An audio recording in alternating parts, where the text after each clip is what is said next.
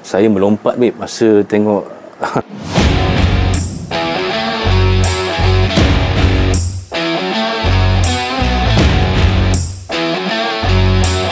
Assalamualaikum warahmatullahi wabarakatuh. Selamat sejahtera. Terima kasih kepada anda semua yang sekali lagi sudi singgah di YouTube channel Bedah Gusti, sebuah channel yang akan membedah pelbagai kisah kontroversi, juga kisah-kisah kontroversi bintang-bintang Gusti kegemaran dan kegeraman anda. Kali ini kita nak bercerita tentang debut atau penampilan sulung yang saya rasa penuh dengan kejutan yang epik sehingga ia mampu untuk mengubah sejarah. Debut ni apa dia tuan-tuan? Ia adalah penampilan pertama, penampilan sulung seorang penggusti itu, yang khususnya kita fokuskan kepada penglibatan mereka di arena WWE lah. Pertama kali menjejak kaki di WWE, dan ada beberapa momen ataupun saat-saat debut ini yang terus diingati sehingga hari ini. Jom kita tengok apakah debut-debut yang paling mengujakan pernah berlaku dalam sejarah WWE. Debut pertama yang kita nak cerita adalah The Undertaker. Undertaker ni merupakan seorang penggusti yang sangat ikonik lah, seorang legend, dan beliau muncul pertama kali di acara Survivor Series tahun 1990. Sebelum beliau menjejakkan kaki ataupun bergelar Undertaker, Mark Calaway, nama sebenar Undertaker ni merupakan seorang bintang gusti yang agak besar badannya lah, agak gegasi kan. Jadi ketika bergusti di WCW, beliau dikatakan tak menjadi perhatian sangat oleh para booker ataupun promoter di syarikat tersebut lah, sehingga kan ada yang pernah mengatakan yang dia ni tak ada masa depan dalam gusti. Jadi terpaksa berhenti di WCW dan nasib baik mendapat tawaran daripada WWE. Cuma ketika mana beliau dijemput ataupun diajak ke WWE, Vince McMahon telah menetapkan untuk beliau membawa watak yang saya kira watak ini watak eksperimen lah. Kalau jadi, memang jadilah. Kalau tak jadi, memang akan ke laut dalam lah. Macam kita tahu, ketika di zaman Golden Era itu memang WWE ini memang banyak karakternya, macam-macam kan. Dan tak disangka-sangka Mark Calaway ini ditukar menjadi seorang mayat hidup. Wah, macam mana mayat hidup tu kan. Jadi Undertaker ditampilkan sebagai mystery partner kepada pasukan Million Dollar Corporation yang dipimpin oleh Ted DiBiase, dan bersama-sama dengan Brother Love, Undertaker muncul dan semua orang terpaku. Ada kanak-kanak yang menangis, ada yang menganga, apa ni kan, siapa ni, awak ni tinggal sini ke Jadi Undertaker muncul sebagai seorang watak ala-ala mayat hidup, kena pukul tak berbunyi, tak sakit dan sebagainya, dan berjaya mencuri tumpuan lah. Dan sejak itu namanya terus diangkat sebagai satu bintang ikonik yang sangat istimewa, sangat unik, dan sukar nak ditukar ganti ataupun direplicate oleh mana-mana bintang gusti. Ada cubaan untuk nak olah semula watak ala-ala Undertaker ni kan. Contoh macam Papa Shango, apalagi Boogeyman, Mordecai dan sebagainya, tapi semuanya tak mampu nak mengekalkan momentum seperti mana Undertaker itulah. Jadi itulah dia, Undertaker di Survivor Series 1990, watak yang digeruni dan terus menjadi legenda sehingga ke hari ini. Rest in peace. Bintang kedua yang juga membuat debut paling memorable sehingga kini adalah seorang bintang muda dari Canada, tak lain dan tak bukan Chris Jericho. Chris Jericho ni bukanlah seorang bintang yang baharu kan. Sepatutnya sebelum beliau menyertai WWE, beliau dah mencipta nama of course di Canada, di Jepun, di ECW dan juga di WCW lah. Ketika mana WCW sedang menghangatkan division cruiserweight mereka, Chris Jericho ni adalah antara tulang belakang lah kepada WCW. Tapi selepas tahun 1998 itu, Chris Jericho dan beberapa rakannya merasakan macam WCW ni tak menjanjikan sesuatu yang cerah lah, dengan politik belakang tabir NWO yang tak habis-habis ceritanya kan. Jadi mereka ni agak frust dan bercadang untuk berhijrah ke WWE lah. Dan tak disangka-sangka Jericho yang ketika di WCW ni antara seorang yang agak akrobatik dan pernah dianggap sebagai Shawn Michaels versi WCW.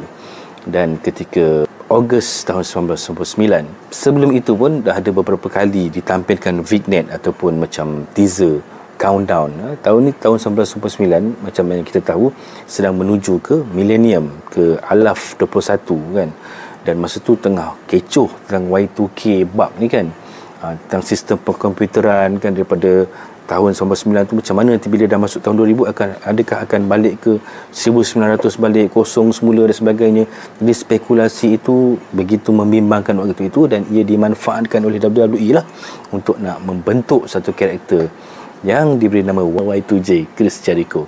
Jericho muncul pertama kali di acara Raw tahun 1999, Ogos 1999, dan menginterrupt atau mengacau promo The Rock waktu itu. The Rock waktu itu memang sangat over dengan peminat, antara individu yang kata apa, memang paling popular lah waktu itu kan. Dan Jericho muncul, keluar countdown itu, dan muncullah lelaki bertocang atas tu kan. Dan menariknya promo ini dia unik kerana satu, kerana Chris Jericho lah. Siapa sangka bintang muda dari WCW ini sanggup untuk muncul di WWE kan. Dan kedua adalah kerana promo itu melibatkan The Rock. The Rock tahulah kan, dia memang suka mengayam-ayamkan orang lain kan. Kenapa tak introduce yourself kan? Cuba perkenalkan diri dululah kan. Kerana tiba-tiba boleh nak menyampuk dalam promo tu kan. Dan macam biasalah The Rock, it doesn't matter what your name is. Dan Jericho pun waktu tu macam nak terketawa, macam nak break karakter kan, kerana tak tahan dengan babak tersebut lah. Apapun satu babak ataupun momen debut yang kekal diingati, dan Jericho terus mencipta nama di WWE selepas itu, sehinggalah kini beliau antara tonggak kepada AEW dan antara legenda yang mencipta nama dan terus dihormati oleh kawanan lawan sehingga ke hari ini. Lebih kurang macam Chris Jericho tadi, debut yang seterusnya ini juga melibatkan satu kumpulan, tapi masih lagi orang WCW yang melompat kapal ke WWE, iaitu The Radicals. Wah, siapa Radicals ni? 4 individu, 4 tulang belakang kepada WCW yang juga kecewa dengan pengurusan WCW, politik WCW, iaitu Chris Benoit, Eddie Guerrero, Dean Malenko dan Perry Saturn. Mereka ni pun antara individu yang kita tak expect pun akan membuat debut di WWE.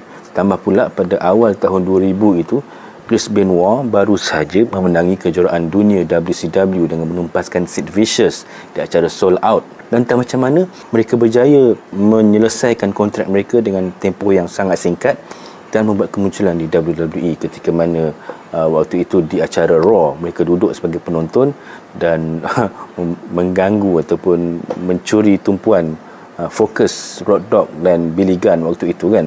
Dan satu debut yang juga sangat-sangat mengujakan, terutama kita yang waktu itu asyik bertukar channel WCW, WWE kan, dan menyaksikan bintang WCW, budak-budak muda ni muncul. Wah, ini dah makin best ni kan. Mula ada Chris Jericho, kemudian sekarang ada Chris Benoit, dan nama-nama ini memang dah berseteru sejak di WCW lagi. Jadi penonton nak tengok macam mana pula versi WWE, Chris Benoit, Dean Malenko, Eddie Guerrero dan juga Perry Saturn di WWE lah. Dan kalau kita perhatikan antara empat mereka ini, Eddie Guerrero dan Chris Benoit lebih ke hadapan lah berbanding Dean Malenko dan Perry Saturn. Sehingga Perry Saturn pun sampai satu tahap jadi bahan rawat jenaka dengan mobnya dan sebagainya. Dean Malenko pula tak berapa lama kemudian terus bertukar peranan sebagai producer di WWE. Tapi Benoit dan Eddie Guerrero dapat dipush sehingga berjaya bergelar juara WWE dan juara heavyweight dunia pada tahun 2004. Satu debut juga yang sangat mengujakan kerana diorang ni kecil je sebenarnya, tapi kalau nak diikutkan semasa di WCW memang nampak sesuai lah dengan gelanggang WCW yang agak kecil kan. Jadi memang mungkin itu taman permainan mereka, tapi macam mana mereka menyesuaikan diri dengan gelanggang yang lebih besar di WWE, Major League atau liga yang lebih besar. Jadi itu yang membuatkan penonton teruja. Kita dapat saksikan Benoit menghasilkan banyak perlawanan-perlawanan epik dengan The Rock dan Kurt Angle, Undertaker dan sebagainya. Jadi satu debut dan juga sangat memorable, The Radicals di WWE. Oh lupa, ini dia majalah Raw pada keluaran April 2000 menampilkan The Radicals sebagai muka depan. Kan, tak power dia orang ni kan. Itu dia.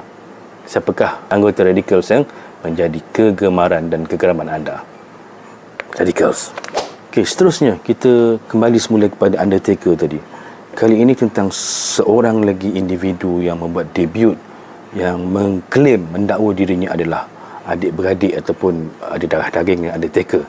Macam kita tahu, Undertaker daripada tahun 1990 mencipta satu legasi yang sukar diganggu-gugat oleh pengurusi lain, Sehinggalah pada tahun 1996 Mankind muncul dan Mankind menyebabkan Paul Bearer berpaling tadah terhadapnya, dan pada tahun 1997 Paul Bearer mengubah karakternya menjadi seorang yang biasa, walaupun nama masih Paul Bearer tapi dah tak adalah bermakeup, berbedak dan sebagainya itu kan.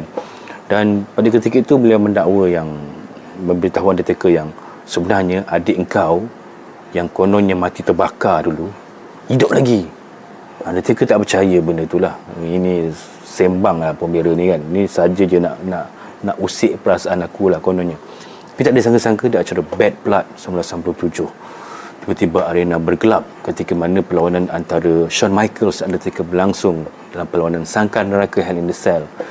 Arena bergelap dan tiba-tiba muncul cahaya merah dan muncullah Paul Bearer bersama dengan satu susuk gergasi berwarna merah di sampingnya menuju ke gelanggang dengan rambut panjang, bertopeng, dan dengan selamba mencabut pintu Hell in the Cell itu lantas menyerang The Undertaker.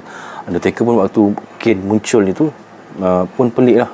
Dan yang ikonik waktu itu, "It's gonna be Kane, it's gonna be Kane," kata Vince McMahon menjadi komentator waktu itu. Jadi orang pun tahulah, oh inilah The Kane yang selama ini, yang beberapa bulan sebelum ini asyik disebut-sebut namanya kan.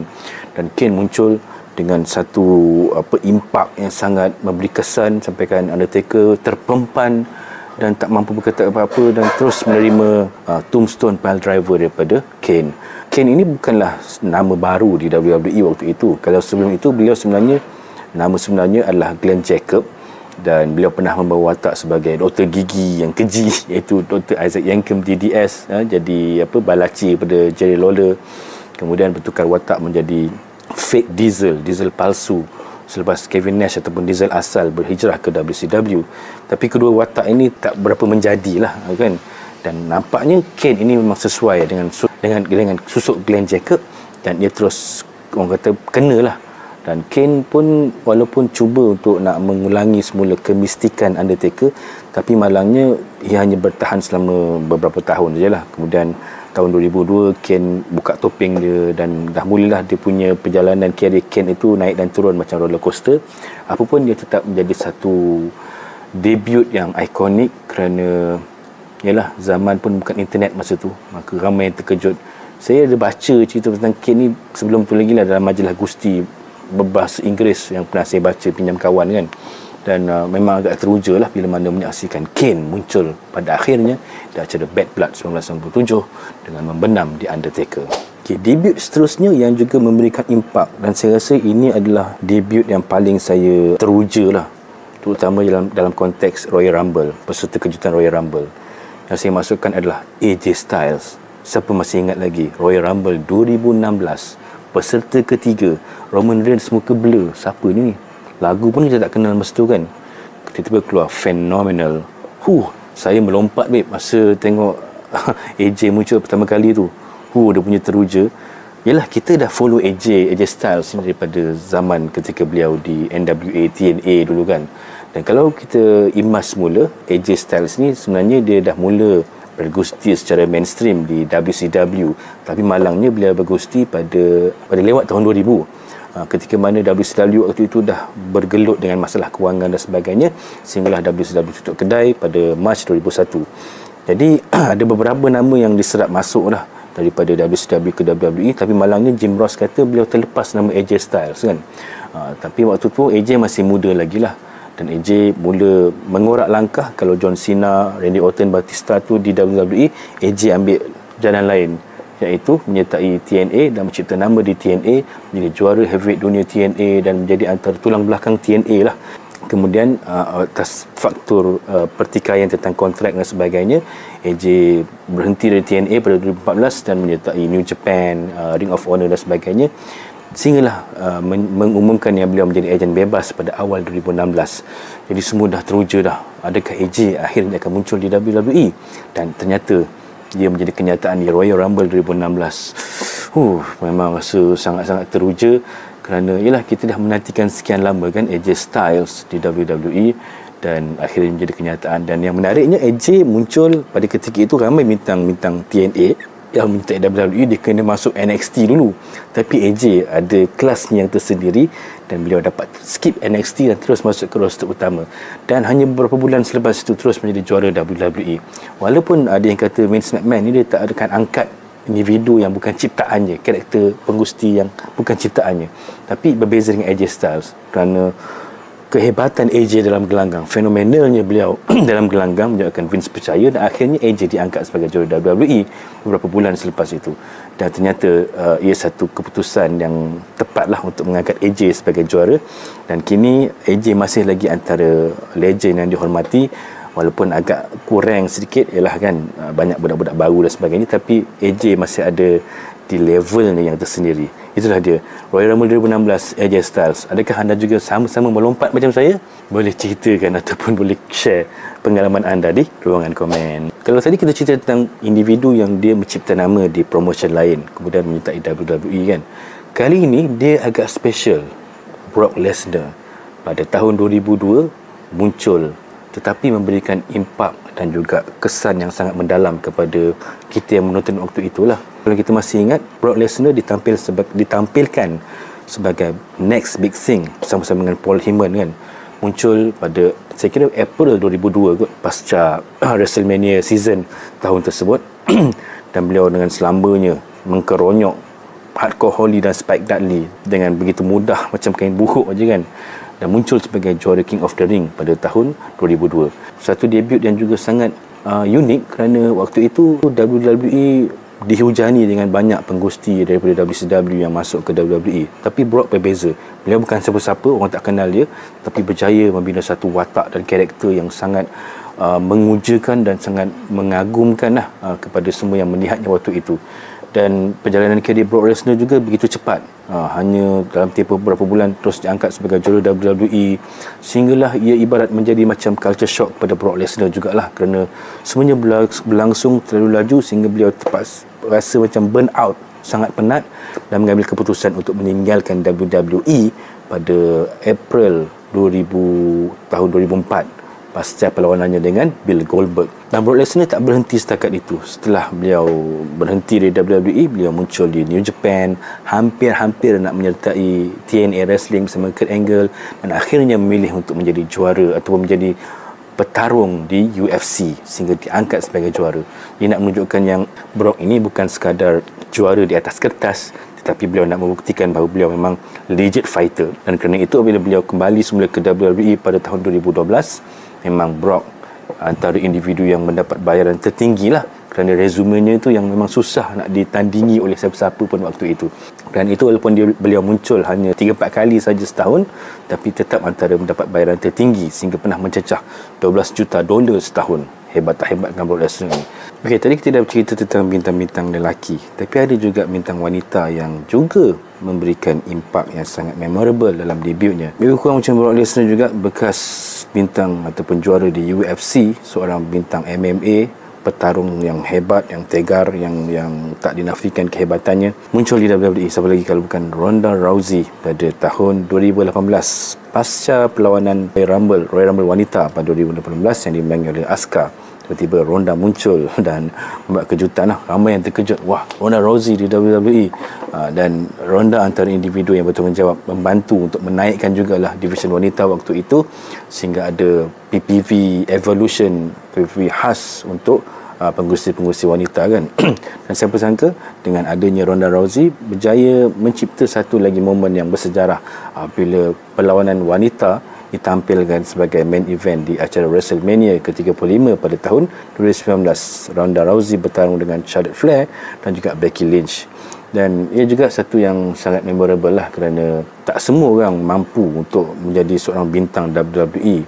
Walaupun sehebat mana pun mereka di pentas lain, di UFC ke apa ke kan, tapi bila masuk WWE ni, dia punya environment dia berbeza, dia punya pembawakannya itu pun tak sama macam di inilah UFC dan sebagainya. Mereka perlu ada elemen-elemen hiburan itu ataupun sesuatu yang perlu ada sebagai bintang gusti di WWE lah.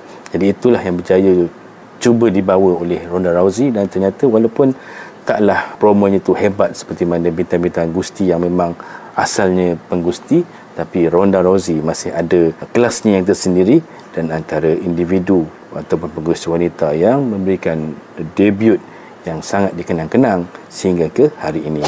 Seorang lagi bintang WCW yang dinanti-nantikan, yang sangat didambakan untuk muncul di WWE adalah bintang yang tak terkalah, 173-0 ketika mana beliau di WCW dulu. Siapa lagi kalau bukan Bill Goldberg. Bill Goldberg merupakan individu yang begitu sangat mengagumkan ketika mana di WCW.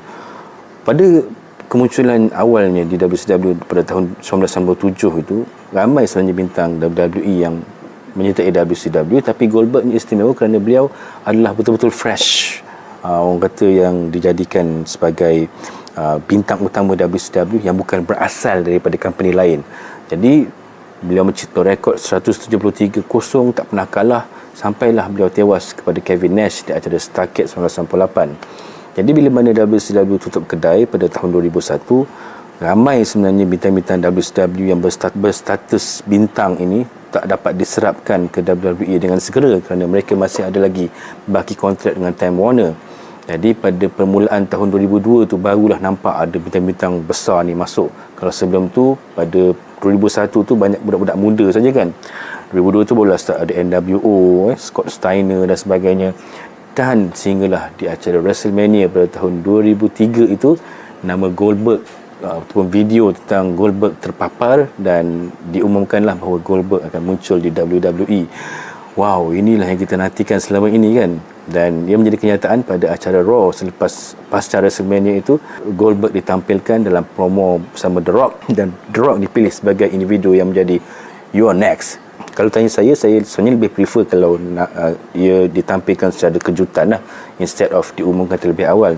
Tapi mungkin kerana dah 2 tahun Goldberg tak muncul di mana-mana, dan mungkin nak memberi peluang kepada peminat-peminat WWE untuk nak research siapakah individu bernama Goldberg ini, maka ia diumumkan lebih awal. Saya rasa itu adalah orang kata keputusan yang baik dari segi business standpoint lah.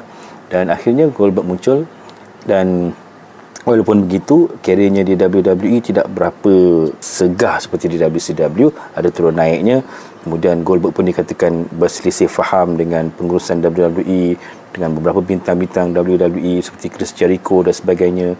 Jericho kata yang mengungkit semulalah cerita Goldberg tak nak bergusti dengannya ketika di WCW dulu, dengan mengatakan Jericho ini tak sama level dengan dia kan. Jadi karier Goldberg tak bertahan lama dan beliau mengambil langkah untuk quit WWE pasca perlawanannya dengan Brock Lesnar di acara WrestleMania 2004. Dan akhirnya muncul semula di WWE pada tahun 2016 dengan berseteru bertemu dengan musuh lamanya Brock Lesnar kan.